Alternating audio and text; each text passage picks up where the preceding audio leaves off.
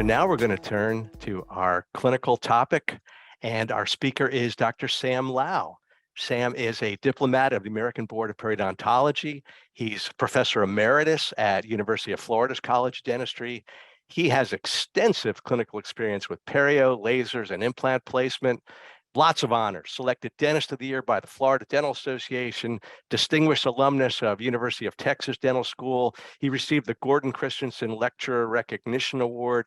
He's a past president of AAP and of the Florida Dental Association and a past ADA trustee. So you know you can always count on Sam to share very valuable and practical information. And today his topic is the benefits of lasers in restorative dentistry. So Sam, if you can maybe turn your camera on and share your screen, we can get you started. Well, thank you very much for allowing me to speak to you today about an area that's close to my heart. And Neil and I had chatted in the past about the having lasers involved with restorative dentistry and some of the procedures that we can do. I'm Sam Lau. I'm a periodontist, University of Florida, also at BioLace. And so today, you and I have four major learning objectives that we want to take a look at. One is, I think this is true for all of us, and that is what laser works with certain procedures. So if I'm a practitioner, the first thing I want to ask is, well, what is the appropriate laser I need to have the effective results that I want to achieve for my particular practice? The second is now we're going to get down into something we call troughing with our lasers, which we think is actually almost mandatory in digital scanning, and we'll talk about that. Also, we are going to talk about the scenario of restorative crown lengthening, and basically whether it be aesthetic crown lengthening or crown lengthening in the posterior area and how we're able to achieve that. And then lastly, one of the things that we have found with the erbium is the ability to remove zirconium veneers and crowns. Naturally, my disclosure is that I'm with BioLace. I'm a vice president of BioLace. I started using lasers around 2008, 2009, and then began to teach courses on it and also do some research on it. There are two components relative to when we are doing any kind of data collection for this. And the first component is going to be pocket depth, and that has so much to do with crown lengthening and where we are with biologic width. The second is naturally going to be our radiographs, and our radiographs also are going to determine when we do a gingivectomy versus when we do need to remove some bone. Not all lasers can remove bone that you're going to see here in a moment. In other words, diode lasers and YAG lasers only work on soft tissue. You have to get into the erbium lasers and some CO2 lasers to be able to remove bone. So basically, it is going really back to the data collection of radiographs and, for the most part, our pocket depths. So where are we with lasers? Dentistry is a little bit late to the party, but if you look at this, the primary groups have been the ophthalmologists, dermatologists, plastic surgeons, and probably why is that? And the primary reason for that has been precision and looking at targets. Lasers are basically capturing light, ordinary light, but making it into where it's organized and coherent. We love that because when we talk about that kind of aspect, that gets us more into more of a holistic modality, which is where a lot of dentistry is going. And it is an acronym. It is light amplification by stimulated emission of radiation. Now, we always have to tell our patients that this radiation is non-ionizing radiation. It's not ionizing radiation. So this is very, very safe. On the wavelength that you use, what you're going to be looking at is basically what is your target tissues. Your target tissues are totally based on the procedures that you want to do. And we divide this basically into hard and soft tissues. So in the wavelengths here, for the most part, we look at four structures. We look at blood, we look at pigment, we look at water, we look at hydroxylapatite. And it's only in the erbiums where you basically can see that we're dealing with both water and hydroxylapatite. But if you only want to do soft tissue, then basically you're going to be in the diode modality. And the reason for this is that there may be 4 possibilities of the way tissue interacts with laser, but for the most part, it is the absorption part that's critical to us. In other words, the absorption into water. So let's get right to it and look at these procedures that we've been discussing relative to where lasers fit. Soft tissue lasers primarily do everything soft tissue-wise, especially to the epithelium. And that can be decontaminate, deepithelialize, gingivectomy. But for us in perio, it's also inhibiting the epithelial migration so that we can get some kind of clot establishment. However, with your erbiums, both your erbium chromiums and your erbium yags, here, these lasers can work on cementum. These lasers remove calculus. These lasers will remove dentin. These lasers, especially with deciduous teeth, can do excellent restorative, while at the same time having minimal to no local anesthesia. And then for us also, for bone, it also removes a bone and potentially can biostimulate bone. But I will tell you, the first thing I found in 2008, 2009, after being a periodontist and seeing blood for 2.5 decades, lasers are phenomenal with hemostasis. And with hemostasis, there you're able to visualize the site, be able to see what you need to do, and very, very different from using a 15C blade. Let's talk about diodes. Diodes are small, they're portable. Most of them have lithium batteries. For the most part, they're user-friendly. If you're going to purchase a diode, you want one that also has disposable tips, that also has initiated and pre-initiated tips. Now, I am going to be biased and tell you that I feel that you see that little pin laser in the center. I would not purchase that. It's not ergonomic. It will have a tendency to heat up. It's not as powerful as the other lasers. So when you begin to purchase a diode laser for like doing a gingivectomy, you want a laser that has at least 7 watts. And with that, with the 7 watts, with these lasers, you can cut, you can coagulate gingiva with probably no bleeding. In some cases, actually many cases, you can use topical anesthetic. We actually use a compounding topical. You can get this from a compounding pharmacy. It's called TAC 20. And so I do a significant number of gingivectomies on children with only topical, and some gingivectomies in adults with only topical.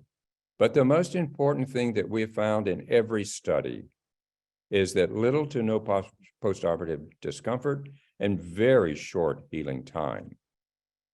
So for my audience out there, let me give you a couple of pearls. You may want to use that diode on continuous wave. Don't do it. Because when you use your diode laser on continuous, you really have nothing more than a glorified electrosurge, and you're burning the tissue. The whole thing about lasers is pulsed, whether it be gated or free running, because pulsed on your laser minimizes thermal damage and pain. So I guess my point is this, is that it rarely do you ever use a diode laser on continuous, with the exception of maybe aphthous herpetic lesions. For us, we generally use it on pulsed so that the tissue can actually relax thermally before you hit the next pulse. My friends, you do not want carbonization. So when you're using this laser and it's black or brown and that thing can't be removed with a wet 2x2, you are way over the energy that is required. And when you have carbonization, the body then has to come in and try to heal that carbonization. That's not the whole point behind laser, is using light energy to assist you in manipulating tissue. So if you look at this, I mean, if you look at the center, that's not what you want. Now, here's someone, you see the top slide, they're going to do a crown lengthening. You see the middle slide. This is immediately after using it. They're compromising the circulation. The patient's not going to like you. You have insulted the tissue. You do not want this brown or black. So let's talk about troughing. Sometimes I've actually mandated a thought that if you're going to have a digital scanner, you've got to have a laser.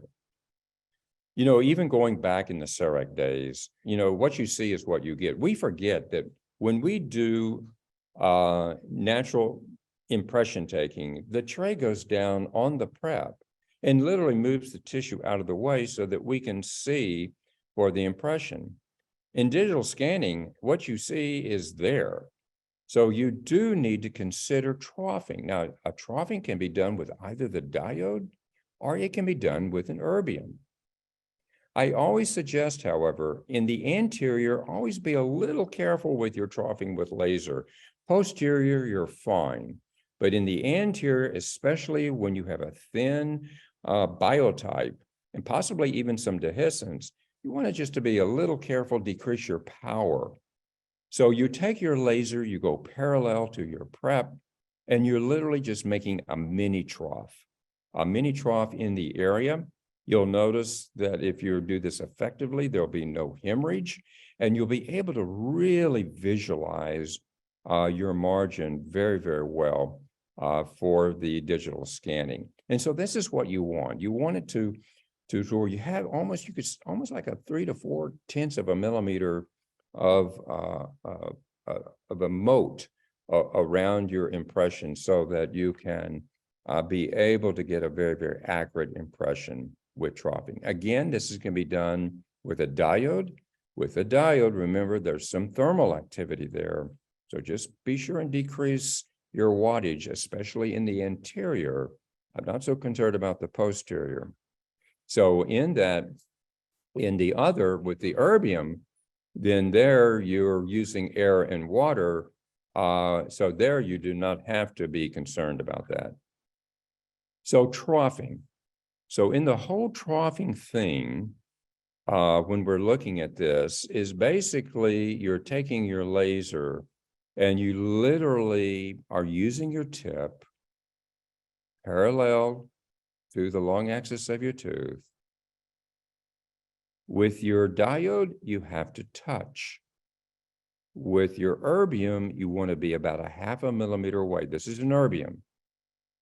So basically, you're creating this small trough to be able, and going interproximally too, to make this happen.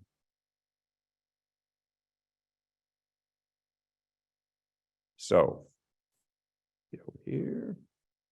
And so this is what you want it to look like with the finished product. Naturally, you may have to increase the wattage a little bit. If you've allowed some inflammation to occur, hopefully you've been able to manage the inflammation and get it as healthy as possible before you are actually doing your preps. But if you do have inflammation, you may have to increase so that you can get some hemostasis. So when choosing your laser, soft tissue, use a diode. Hard tissue and soft tissue, you use an erbium. These erbium lasers are now phenomenal. What you see over on the left is how you had to sort of dial in what you wanted to do. What you see over on the right is pretty well user-friendly. You want to do a gingivectomy, you hit gingivectomy. You want to do a frenectomy, you hit frenectomy. But what our patients want is less pain, minimally invasive, but truly what we affectionately call patient-reported outcomes or patient-related outcomes. So here is our caries. We've already done a gingivectomy on a premolar. Now let's do a gingivectomy. Notice the bevel, notice how clean it is.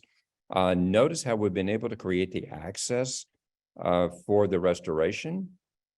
And so now, once we've done that, we can take the same laser, the erbium laser, we can actually do the prep and we can do the etch. And so the patient is going to walk out with 2 procedures, a gingivectomy for access, and at the same time being able to do the prep. So in the class 5 area, and when we show this, the wonderful thing about the erbium laser is not only can you do the gingivectomy, that's what you're seeing here, where first of all, we're doing the gingivectomy to be able to get a very clean margin. By the way, we've already measured our biologic width, but because, and we're going to talk about this in a moment when we talk about removing zirconium crowns, by the way, composite has water in it. So your erbium laser is able to see the water in the composite, cause micro implosions in the composite itself, and that is your finished product. So you know what patients want? Patients want as many procedures as possible that can be done at one time, and that's what we can do here. If you want, I'll be more than happy to send you code books on how we do this. We generally use like a 4231 or 4220 with this, depending upon 4 teeth or 3 teeth. And we do charge for the gingivectomy when we do these procedures. So let's move on to something a little bit more significant with aesthetics. So with this, we're looking at the golden proportion and ratios of 1 to 1.6. The laser is fantastic. Now, naturally, an erbium laser will not only remove soft tissue, but also remove the bone. But any laser done well can create what we talk about where we're doing the initial area for the incision. And look how the bevel is. Look how there is no bleeding and how we've been able to achieve what the patient desires. Now, at BioLase, we're moving forward into something called closed crown lengthening, where we do not reflect the flap, where we literally do the gingivectomy. And then after removing the collar, we go inside the sulcus and we remove the bone. And so in removing the bone, we're able now to establish the biologic width. By the way, the American Academy of Perio now calls it supracrestal attachment. We don't use biologic width now, but then we're able then to remove the bone and then get the 2 to 3 millimeter biologic width that we desire. Here's our patient in the upper left. This is immediately following doing the gingivectomy and the ostectomy in the sulcus. On the upper right, upper left, you see it 3 weeks post-op. Now we're doing the provisionals. And just to show you the pre-op and 5 years later with our restorations. So aesthetic crown lengthening now can be not only just soft tissue, but also can be bone because the erbium laser looks for hydroxyl apatite. One of our colleagues, Riccardo Matrani at Spear, who I trained with our erbium, he and Jack Goldberg practice in Mexico City. Here's a patient that comes in wanting veneers.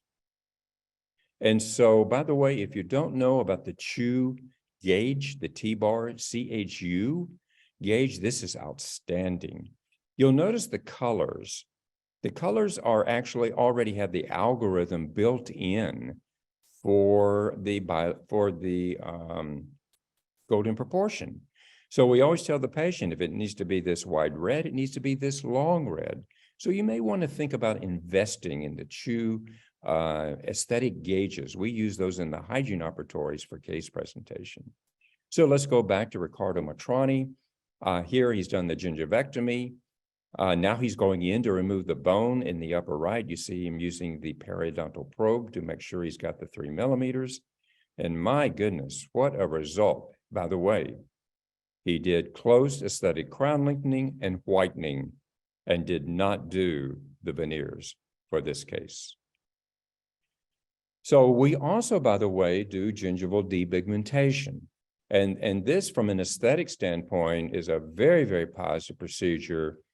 This can be done both with erbiums and with diodes.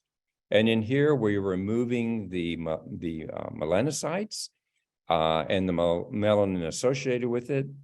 And this is a 4-week post-op after doing a maxillary and mandibular complete depigmentation with lasers. Another very dramatic case, and again, this is a 6-week post-op of being able to remove the melanin, remove the melanocytes. And when we used to do this with a diamond and a burr and a blade, you can imagine the tissue tags that we got. So now let's finish up and talk about our last topic, and that is the removal of ceramic veneers and crowns. Again, I go back to Riccardo Matrani, and here you have to use an erbium laser here, my friends. You can't use a diode. So you may be asking, why does this work? Well, this works because the laser energy goes through the zirconium and is looking for the water that's in the resin. And when it sees the water in the resin, basically what it does is it creates micro implosions with the water, and thus it really debonds. So sometimes the veneer will completely come off. Now, you may ask, how long does it take to do this? The average time for a veneer is 45 seconds. So if you remember the last time you cut a veneer off with a handpiece, you know that it was not 45 seconds. So Riccardo has been able to remove these 8 probably in 5 minutes total, and possibly can actually, it's rare, but possibly reuse these if there was a reason to do that, because many times they'll come off as one. So in doing that, from that standpoint, zirconium crowns, but let me just tell you about zirconium crowns. There you have much more surface area there with those types of, so it's going to take 2.5 to 3 minutes, and you may have to repeat that to do that again. So where are we with lasers? Lasers are going to eventually in dentistry be at the right hand, just like they are in ophthalmology, dermatology, plastic surgery, and other medical disciplines. We're moving away from procedures of this nature, and we're moving into what we affectionately call minimally invasive procedures. We're following medicine and where it is. Our patients want to be able to have procedures and walk out and it be completed. And lasers are affording us that. So now we can take something that you see in the upper and where the complaint is about the lateral. And with lasers, we can create the smile. And in 5 days, what you see on the bottom is the aesthetic, acceptable smile for that particular patient. One of my mentors is Dr. Pankey. Dr. Pankey always said the goal of my practice is simply to help you keep your teeth as long as possible in maximum comfort, function, health, and aesthetics. If you want this presentation, I'll be more than happy to send it to you. This is my email address. Again, we think that lasers go hand in hand with restorative dentistry to achieve the very positive successes that we want. Well, thank you so much, Sam. Really appreciate it. We've got some questions from our audience. If you've got a few minutes to hang around and answer some questions. I absolutely do. Very good. The first question is for someone that is a user of the BioLase iLase, which is the diode laser, right? Mm-hmm. And he says when he tries to do some troughing with that, he's getting a lot of little tissue tags. Now, is there something in the settings that he can change? What's going wrong? Why isn't he getting that clear trough? Many times when you see the settings, you need to increase the wattage because you're sort of getting an incomplete cut. Now, second is sometimes when there's a lot of inflammation, you'll get more tags. But then again, that's based, Neil, on the individual case. But generally, when you see some of those little tags like that, there are a couple of things. Your wattage is too low, and I'll tell you the second. The one thing about a laser, the slower you go, the faster it cuts. I'm going to say that again.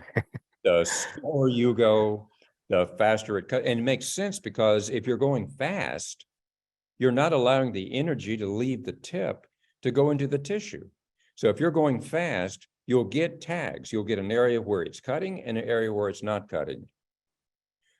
So it's generally those two things that make Slow down and turn up your wattage. But when you turn up your wattage, only turn it up 5/10. Okay. Don't go 2 or 3 watts, or you will be able, Neil, you'll be able to literally to see your margins and bone, which you don't want to do. So Very good. Very good. Okay. Next question is about after you do the gingivectomy, do you sometimes get some additional recession, beyond the level that you're working at on the gingivectomy, or is it pretty stable after you've done that procedure? if you're doing the gingivectomy with inflammation, in other words, gingivitis, be careful. You will get more than you ever wanted. And if it's a prep, it's one thing about gingiva growing coronally. It's a whole other thing about gingival growing, going towards the apex. So the bottom line is be cautious, never over, but realize also though, that with a laser, the gingiva will try to creep back a little bit more than with a blade. Okay. We see that because of the wound healing. Now you showed a case where there was somebody that was in full orthodontic bands and brackets, and obviously they had some overgrowth. Is that the kind of case that's a little bit dangerous? Actually, we do that, and now if they're still in ortho, we're doing that to literally sometimes just keep them in ortho and doing the gingivectomy because you get this idiopathic gingival fibromatosis as you and I see sometimes with these orthodontic patients. But no, it really depends upon the health of the gingiva. You want that gingiva, this is the periodontist in me. You want that gingiva as pink and healthy before you do any preps, before you do any gingivectomy, and then your margin will be stable. I will say this though, where we have waited 3 to 6 months in provisionals, when we've done, blade flap surgery, I have the restorative dentist now with laser go in at 2 to 3 months after the provisionals and begin to go ahead and go to the final. Yeah. A lot of questions about the removal of the zirconia that you showed. Now, is it just zirconia, or can they remove lithium disilicate, feldspathic, all those things? Anything except metal. Okay. Cannot do metal. Don't even think about it. So PFM, no, but EMAX, everything in general, anything that is water, that has water based in the cement, but is not attracted, the laser is not attracted to the restorative material. You see, because it's going right through the zirconium. It's not even thinking about it and going straight for the resin. Okay. And does it matter, like a lot of the things you showed, let's say veneers, they're resin bonded, but if you're using something else, what if it's like RMGI cement? Is that something that will also work? As long as it's got water in it, yes. Well, we try to keep water out of it. Well, I know during the, I know that part, but I mean, if the cement itself has any water, no, I mean, when I'm saying water, I mean, it's water based. Not that there's water in there. That's what I mean. Yeah. Yeah. And I think there is in all these cements. I will tell you that after we got our water lays here, we've taken off every kind of restorative material, and it is quite magical. And anyone that's ever cut off zirconia will be very appreciative of how well that debonding mechanism works. It's pretty amazing. And didn't you find that after you removed the crown or whatever, that you were also able to remove the resin that's left on the prep so easily with it? It just flakes off. Yeah, definitely. It's the whole structure of the resin has been pretty much destroyed. So yeah, it's a great use. Couple questions about troughing. what is the tip that we use for troughing? And do we actually touch the tissue with the tip, or do you try to keep some distance? With a diode laser, you must touch. Okay. With a diode laser, the energy will not leave the tip unless you touch. By the way, Neil, you also have to have an initiated tip. You've got to initiate it. Either you buy pre-initiated tips like at BioLace with the Epic X, or you have to initiate it with, my best initiation is with actually a black magic marker, and just go around the last 2 to 3 millimeters, but you've got to initiate the tip so that the energy will see the black, be absorbed in the black, and that energy thermal transfer will go into the tissue. So when you look at the size of the tips, if you're in the posterior, the size of the moat doesn't bother me. So there I can use a 4/10 millimeter tip, whether it be on a diode or whether it be on an erbium. Again, you saw me be a little cautious in the anterior with thin biotypes, because there I would use a 3/10 millimeter tip. In other words, a smaller moat. And I would make sure that I knew where my biologic width is, because I get very concerned when we have very thin gingiva, which also could mean dehiscences. And then if we went through there, sometimes I even recommend with those cases that you use retraction cord. Even after you've troughed with the laser? No. Oh, Don't even use the laser. You see, I try to be fair and balanced on this laser thing. I mean, I'm not drinking the Kool-Aid totally, but on those a high lip line, very thin gingiva, where you probably even think that there's the root underneath there, and especially post-ortho cases, you may see me literally suggest that you go back to your retraction cord, because if you start getting those things going towards the apex and you don't have any bone and you start getting recession on those things, for us as a periodontist, it's not easy to come back and correct that. Now we can with coronally repositioned flap, but we don't want to do that with our patients. I'm not saying not to, I'm just saying be careful. Yeah. I mean, and it's related to the fact that there's super thin facial bone or maybe no bone at all. Exactly. Super thin or no bone. We're seeing, we reflect flaps. We are seeing in a lot of these post-ortho cases now, I mean, there is basically dehiscences sometimes to the apex.